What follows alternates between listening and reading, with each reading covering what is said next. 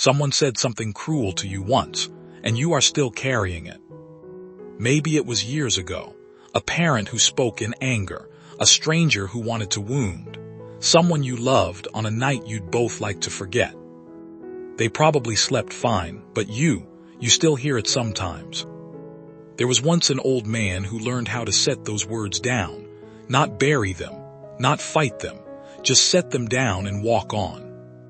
It is a short story, but it might change the way you carry anger for the rest of your life. Welcome to the silent lesson. Every story holds a lesson that words alone cannot teach.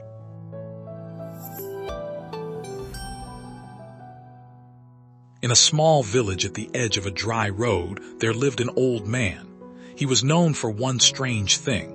No one had ever seen him angry, not once. Children knocked fruit from his tree and ran, laughing. He waved to them. A merchant shortchanged him at the market. He only smiled and counted it again. Strangers spoke to him rudely, right to his face. He nodded as if they had wished him good morning. People said he must be simple, or half-deaf, or too tired to care. They were wrong about all three, but it would take the village a long time to see why. In that same village lived a young man named Kabir. Kabir was sharp, proud, the kind of clever that always needs to win. The old man's calm annoyed him more than he could explain. It felt like a wall he couldn't climb. "No one is that peaceful," he told his friends. "It's a mask, and I'm going to pull it off." His friends laughed. They thought it was a game. For Kabir it was something else. He needed to prove the old man was a fraud, because if the old man was real, then Kabir's whole way of living was the lie. So every morning Kabir waited by the old man's gate, and every morning he insulted him. He mocked his worn sandals. He laughed at his crooked house.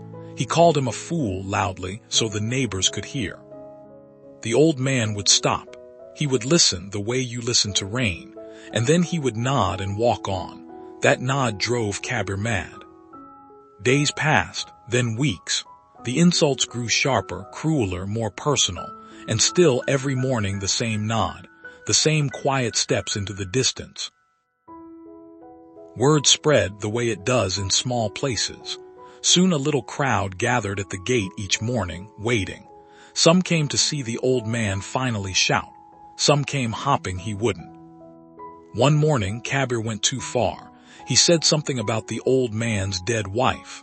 The crowd went silent. Even Kabir's friends looked at their feet. This was the moment. Surely now, the old man would break. The old man looked at Kabir for a long time. Then he asked a question so quiet that the crowd had to lean in to hear it. "Tell me," the old man said, "if you buy a gift for someone and you carry it all the way to their home, and they open the door and refuse to take it, who does the gift belong to?" Kabir frowned. It felt like a trick, but the answer was obvious. "It stays mine," he said. "I bought it. If they won't take it, I keep it." The old man nodded slowly. "Yes, everyone knows that." He took one step closer. "For weeks you have come to my gate and offered me a gift. Every morning, your anger, your insults, the ugliest words you could find, but not once have I reached out and taken them. So tell me, Kabir, if I never accepted them, who do all those words still belong to?" Silence. Kabir opened his mouth. Nothing came out, because he finally understood.